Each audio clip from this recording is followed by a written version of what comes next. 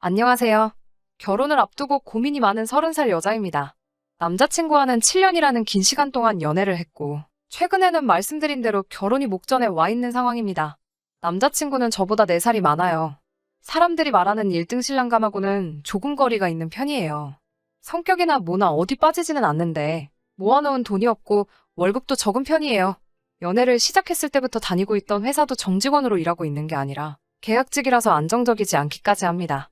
내년에는 정직원으로 전환이 될 거다 이런 식으로 매일 말만 해왔지 아직도 달라진 건 없습니다. 한 달에 200 조금 넘는 돈을 벌고 있는데 어디에다 썼는지는 모르지만 모아둔 돈마저도 1000만 원 정도밖에 없다고 하네요. 그렇다고 제가 남자친구에 비해서 엄청난 돈을 벌고 있는 건 아니지만 사회생활을 일찍 시작하기도 했고 회사에서도 이제 연차수가 높아지다 보니 월급은 남자친구보다는 제가 많아요. 저는 한 달에 280 정도를 받고 일하고 있고 제가 언젠가 결혼할 때를 대비해 모아온 돈이 8천만 원이 조금 안 되게 있습니다. 무조건 이 남자와 결혼을 하겠다는 건 아니지만 그렇다고 남자가 돈이 없다고 환승이별을 하는 게 저도 사람으로서 이기적이고 못할 짓이라는 생각도 들었고 저한테만큼은 참 잘했기 때문에 저도 헤어지지 않고 계속 만나고 있었습니다.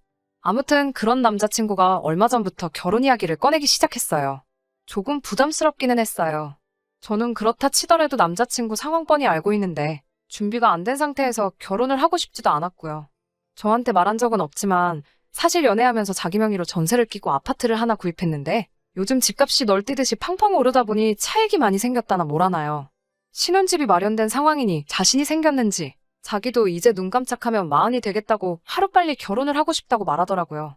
아파트는 구축으로 오래된 아파트이긴 했지만 지금 세입자들이 자기들 돈 들여서 리모델링도 해놓은 상태이고 우리는 그 집이 비워지면 그냥 들어가서 살기만 하면 된다고 하더라고요. 그동안 모아놓은 돈이 없는 모습에 많이 흔들렸는데 저랑 결혼하기 위해 아파트까지 미리 사놓았다는 사실이 장하기까지 했습니다. 저는 흔쾌히 남자친구의 청혼을 받아들였고 결혼 준비를 시작하게 되었습니다. 시부모님을 처음 보는 자리에서 상견례 때 양가 부모님께서 조율하셔야 할 만한 것들을 제 앞에다 대고 전부 다 말하시더라고요. 자기들은 아들에게 집을 해줬으니 더 이상 해줄 수 있는 게 없다고 단단히 못을 박으셨어요. 그리고서는 저보고는 모아놓은 돈이 얼마나 있냐고 물어오셨습니다. 나름대로 재벌이로 돈을 이만큼 모았다는 거에 자부심도 있어서 두 분 앞에서 자신있게 7천 정도 모아놓은 돈이 있다고 말씀드렸지요. 그런데 돌아온 시어머니 반응이 영 아니었습니다. 칭찬을 받고 싶은 마음이 있던 건 아니지만서도 요즘 세상에 서울에 아파트 갖고 있는 남자한테 시집가는 게 얼마나 힘든지 아냐면서 저보고 거의 결혼을 거저한다는 식으로 말씀을 하시니 서운한 마음이 들었습니다. 올해 시작되면서 세입자들이 그 집을 비워주기로 했는데 남자친구가 회사에서 출근하기 편하다는 이유로 그 집에 살림살이를 저보고 미리 채워주면 좋겠다고 하더라고요. 식만 올리면 낭장 들어가 살 집이고 식도 되도록이면 빨리 올릴 계획이었기 때문에 그러기로 했어요. 남자친구 혼자 살면서 결혼하면 바꿔버릴 가구들 몇 달 쓰자고 새로 사라고 하기도 뭐해서 저도 알겠다고 했습니다. 신혼집은 생각보다 많이 작았지만 이제 새로 시작하는 신혼부부가 살기에는 전혀 모자람이 없어 보였습니다. 전세입자가 집을 얼마나 깔끔하게 사용했는지 바꿀 것도 하나도 없었고 지하철역도 근처에 있어서 위치도 좋은 데다가 재개발 호재까지 있더라고요. 남자친구와 같이 인터넷을 보면서 혼수로 채울 것들을 고르고 있었어요.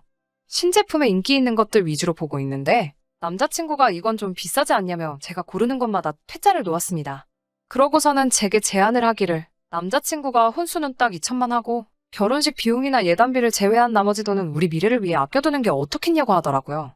그 말에 그러면 예단은 생략하고 양가 부모님들 1000만 원씩 해서 해외여행을 보내드리는 게 어떻겠냐고 저도 제안을 했죠. 집도 작으니 혼수 채우는데 돈도 그렇게 많이 들 것 같지도 않고 차라리 그 돈을 좀 더 의미 있는 데 쓰고 싶었어요. 남자친구는 그건 나중에 이야기하자며 말을 흐리더라고요. 가구며 생활가전이며 하나씩 들어오기 시작하니 신혼집이 한층 더 신혼집다워졌습니다. 이제 제법 보금자리 같은 느낌이 들기도 했고 침대가 들어오고부터는 저도 집으로 가지 않고 가끔씩 그 집에서 자고 가고 그랬어요. 그런데 그렇게 그 집을 다 채워놓으니 남자친구의 태도가 홀랑 바뀌어버렸습니다. 혼수도 예상보다 돈이 덜 들어서 양가 부모님 해외여행을 좀 더 넉넉한 예산으로 보내드릴 수 있을 것 같더라고요. 그래서 간만에 그 이야기를 꺼냈더니 남자친구는 대번에 곤란한 표정을 지으면서 그렇게는 안 되겠다고 이야기를 하더라고요.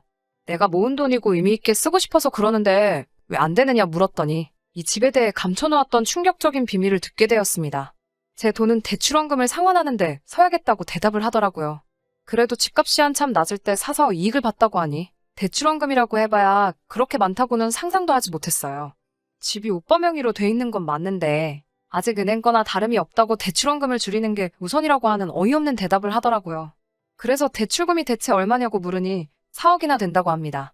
애초에 전세 끼고 집을 샀을 때 남자친구와 시부모님 쪽이 낸 돈은 합쳐도 3천 정도밖에 들지 않았다고 하네요. 모자란 돈은 은행에서 대출을 했다고 합니다. 거기에 집값이 오르면서 전세금까지 있는 대로 올려버려서 세입자가 나가는 바람에 전세금을 돌려주기 위해 집을 담보로 대출을 또 받았다고 하고요. 결혼 이야기를 서둘러서 진행한 것도 세입자가 나가게 되면서 내 돈으로 전세금을 조금이라도 더 돌려주기 위해 그랬던 거였네요. 그러니 당장 대출이자 갚는 데만 한 달에 100만 원씩 나가게 생긴 겁니다. 우리 둘이 버는 돈 합쳐서 500도 안 되는데 대출금을 그렇게 내면 우리 돈은 언제 모으냐고. 저도 눈물을 펑펑 흘리면서 사기꾼이라고 소리 지르며 한참을 싸웠어요. 그런데 남자친구는 자신있게 그 부분에 대해서는 자기도 생각한 게 있다고. 일단 진정 좀 하고 자기 아이디어 좀 들어보라고 하는 겁니다. 바로 우리 둘 월급 받은 걸 시어머니한테 관리를 해달라고 부탁하고 우리는 생활비와 용돈을 타서 생활하자고 하더라고요. 돈을 타서 생활하는 편이 쓸모없는 지출도 줄일 것이고 시어머니가 재테크 하나는 기가 막히게 하신다고 우리 돈 굴리면서 몇 년 뒤면 우리 부자 만들어 주실 거라고 믿고 맡기자고 하네요. 전세입자한테 돈을 돌려줄 때 은행 대출을 받아야 했던 이유도 어디에 오피스텔 하나를 분양받았는데 그 돈을 뺄 수 없으니 새로 대출을 받은 거라고 하면서 그게 피가 붙기 시작하면 지금 자기 집으로 이득 본 것처럼 너 돈 5천만 원은 한순간에 벌 수 있는 거라고 설명을 하더군요. 그리고 그게 제가 제 월급과 오빠의 월급을 시어머니께 맡겨야 한다는 주된 이유였고요. 저 이 결혼해야 하는 게 맞는 건가요? 오빠 말대로 제가 모은 돈을 대출원금을 상환하는데 전부 사용해버리면 저는 혼수에 제 돈 5천까지 말 그대로 7천을 써버린 거고 오빠네는 달랑 3천만 지원해준 거나 마찬가지 아닌가요? 그 와중에 제가 시집 잘 왔다는 소리까지 들어야 하는지 앞으로 벌 제 돈까지 전부 다 시어머니 주머니로 들어가야 하는 상황이에요. 혼수를 물을 수도 없고 정말 미치겠네요. 사연 들으시는 분들의 좋은 조언 부탁드리겠습니다. 안녕하세요. 후기 기다려주신 분들 감사합니다. 결국엔 파혼을 했어요. 시어머니한테 돈 맡기자는 소리는 제가 우겨서 없던 일로 하기로 했어요. 저도 아끼고 살면서 돈 모으는 데에는 자신이 있다 보니 시어머니가 우리 돈 관리해주지 않아도 돈을 잘 모을 자신이 있다고? 대출금이며 그런 건 저도 좋은 쪽으로 생각해 볼 테니 돈 관리만큼은 우리가 하자고요. 그냥 좋은 게 좋은 거다 생각하고 참고 한번 살아보려고 했는데 파혼하게 된 진짜 이유에 대해서 말씀드릴게요. 남자친구는 시어머니가 재테크를 잘한다고 굳게 믿고 있지만 제가 볼 땐 은행 빚으로 그렇게 돈 굴리는 건 정말 위험한 투자라고 생각하거든요. 어쩌다 운 좋게 집값 오른 걸 실력이라고 착각하고 있는 게 아닌가 하는 생각이 더 들었습니다. 아무튼 시어머니한테 돈 관리하는 건 없는 일로 했으면 좋겠다고 하니 그 뒤로부터 오빠의 태도가 조금씩 변하기 시작했습니다. 제가 거절한 걸 가지고 불만이 참 많아 보였어요. 그래도 시어머니가 우리 돈 가져가시는 건 말도 안 된다고 생각했고 재테크는 꼭 필요하다고 생각하는 사람이긴 하지만 지금 당장은 허리띠 졸라매고 어느 정도 자본금을 모으는 게 더 좋다는 생각이 들었거든요. 제 결혼 축하한다고 제 친구 중에 한 명이 저한테 프랜차이즈 빵집에 케이크 기프티콘을 하나 보내줬어요.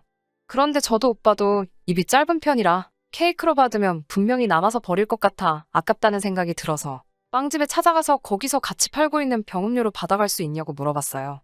뭔가가 달라서 안 된다고 하는 걸 억지로 케이크 가격보다는 조금 모자라게 해서 음료수 6병으로 바꿔왔습니다.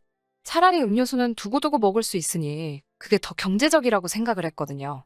그런데 집에 와서 보니 한 종류만 제외하고 나머지가 유통기한이 이틀 뒤면 끝나버리더라고요. 바꿔올 때 미리 확인할 거리라는 후회가 들기는 했지만 제가 케이크를 음료수로 바꾼다고 할 때 난감해하던 직원분 모습이 생각나서 유통기한이 아주 지나가 버린 것도 아닌데 오빠랑 저랑 이틀 동안 3병씩 마시면 되겠지 하고 말았어요. 퇴근하고 온 오빠에게 음료수를 건네면서 한 병 먹으라고 말했어요. 오빠는 속이 더부룩해서 생각이 없다고 하길래 유통기한이 다 돼가서 빨리 먹어야 된다고 한마디 했죠. 그랬더니 대본에 이거 봐 하면서 저보고 정신머리가 없다고 하더라고요. 어떻게 먹을 걸 사오면서 유통기한 확인을 안 할 수가 있냐고. 돈 관리하는데 자신 있다고 그랬으면서 벌써부터 이런 기본적인 것도 챙기지 못한다고 잔소리를 하더라고요. 제 꼬라지를 보니까 저한테 돈 관리를 맡기면 아주 길바닥에 나앉게 되는 거는 순식간이겠다고 빈정대면서요. 제 돈 주고 산 게 아니라 케이크 받을 거를 음료수로 바꿔온 거라고 설명을 했는데도 그게 공짜로 받은 거는 아니지 않냐면서 유통기한을 미처 확인하지 못한 건 제 잘못인 점을 인정하지만 그렇다고 그걸 가지고 돈 관리를 못한다는 말을 듣고 있으니 어이가 없었어요. 지는 8년 연애하는 동안 돈 1,000만 원 모은 게 다면서 말이죠. 그랬더니 자기는 집 해오지 않았냐면서 돈 7천 가지고 아주 유세를 부린다고 하더라고요. 그때 3억 주고 산 집이 지금 7억이라고 제가 큰 소리를 칠 거면 4억을 가지고 시집을 와야 한다는 말도 안 되는 소리를 하면서 그러니까 좋은 말로 할 때 지네 엄마한테 돈 관리를 맡기자고 끝까지 우겨대더라고요. 너같이 씀씀이 해프고 아까운 줄 모르는 애한테 돈 관리를 맡기면 결과는 안 봐도 비디오라고요. 저는 끝까지 반대를 했는데 남자친구가 절충안이라고 꺼낸 말은 더 어이가 없었습니다. 제 월급으로 우리 생활비에 대출이자를 내고 자기가 번 돈은 곧 죽어도 자기 어머니에게 전부 들여서 재테크를 시켜야겠다고 장황한 계획을 설명하더군요.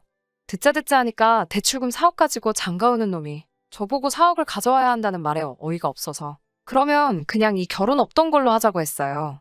공짜로 받은 음료수 유통기한 가지고 경제관념 없는 여자 소리 듣는 것도 싫고 앞으로 제 돈 주고 껌을 한 통 사 먹더라도 무슨 말을 들을지 눈에 다 보였으니까요. 제가 피땀 흘려 번 돈만 가지고 생활하고 시어머니가 남편 얼굴 굴리고 있는 꼴도 못 보겠다 말했고요. 혼수로 채워넣은 건 3달 사용한 거 감가상각까지 다 쳐서 받아도 되니까 네가 살 집 가고 나한테 대출받아 산 걸로 치고 저한테 돈을 갚으라고 했어요. 그러고 집으로 돌아와 버렸습니다. 집에 오니 시어머니 되실 분한테서 전화가 왔어요.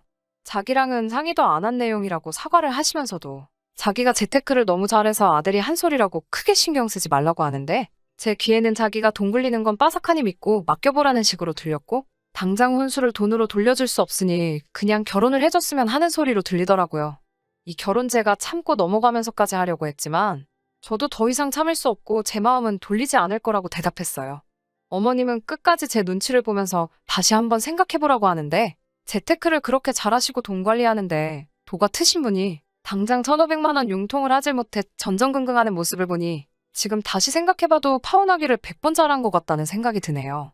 변변찮은 것도 알고 모아놓은 돈도 없고 비전도 없는 남자를 사람 좋은 거 하나만 보고 결혼까지 생각했던 제가 정말 바보 같네요.